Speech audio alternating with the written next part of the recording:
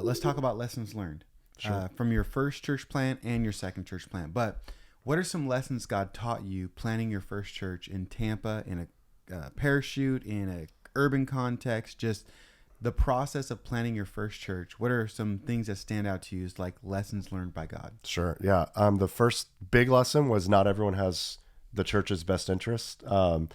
Not everyone is on the same page. And so like the definition of division is having two different visions. So we learned that quickly, like, oh, not everyone is excited that you're here. Not everyone wants to see this church succeed. They're power hungry. Another lesson was don't raise up leaders too quickly. They may not be ready for it, and they may not be trusted. And so you can't, in a city you don't know anyone, it's going to take time to develop and foster those relationships, and people have to be proven. That's why an elder can't be a recent convert, otherwise he'll be puffed up and conceited like the devil.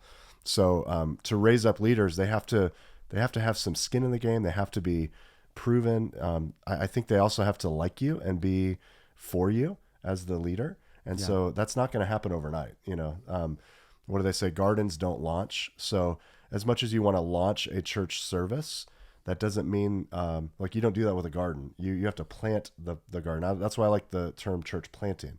You're putting seeds in the ground. You're cultivating it. You're watering it. Paul would say, one person plants, another waters. God makes it grow. So I think if I could go back, we'd slow things down. We learn don't do things too quickly. Let the seed grow. I mean, the other big thing is that, again, every church plant is different, but knowing that taking a step of faith doesn't always equal things turning out exactly the way you thought they would. Yeah. I look back and I'm like, I had sort of this grandiose vision of like what the church was going to be originally. Like, this is what it's going to be. There's going to be thousands reached. We're going to have this and that. And so after that church, I sort of got knocked down a level. Like there'd be lots of Sundays I'd be driving home and just stop and look out over Bayshore Boulevard in the Tampa Bay and just say, Lord, I don't want to do this. This is not fun. This is hard. So I think realizing it's work, like it's like gardening. You're planting, you're cultivating. Yeah. You don't see fruit for a long time. Now it's 12 years later, I'm starting to see little pictures of that fruit. And you do see fruit in the middle of it, but that was a big learn, is it's going to take some time for sure. Now, when we talk about lessons learned, first come to your mind with the first church plant, what about the second church plant, the one that you're in the midst right now? And what are some lessons God taught you that may be different as you've gone and planted a different church? Well, yeah, I just said this to someone the other day. You want to make sure that you have framed out most of your theological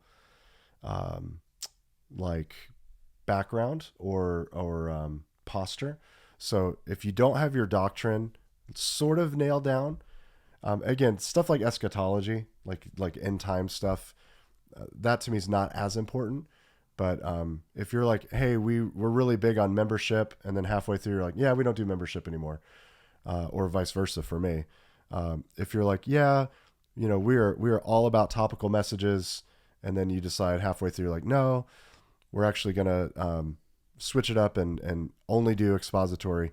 I know that's not as much doctrine, it's more practical, but I think like knowing where you're at doctrinally is super important. So would you say not just doctrinally, but more of like also a philosophy of ministry? Yeah. Sort of like how you implement that doctrine in that practice? Yeah. Like I have a friend who was all about Rick Warren when he first started out. So he was like purpose driven. He actually had his emails like purpose driven pastor, at gmail.com. And then like 2-3 years in, he just was like fed up with purpose driven. So then he went more of a reformed route. And that can be very confusing. And that's what I've found.